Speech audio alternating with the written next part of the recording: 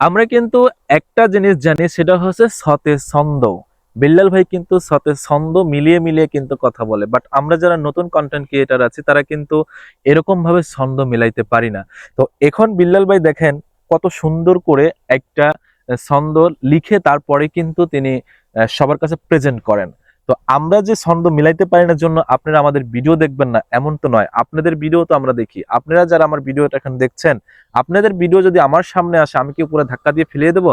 অসম্ভব। আপনার ভিডিওতে কিন্তু আমি একটা গঠনমূলক কমেন্ট করে যাব, লাইক করে যাব, আপনাকে সাপোর্ট করে যাব। কেন আপনি করবেন না? আমি ছোট বলে, এই ছোট বলে আপনারা কেউ তরক্কা করেন না।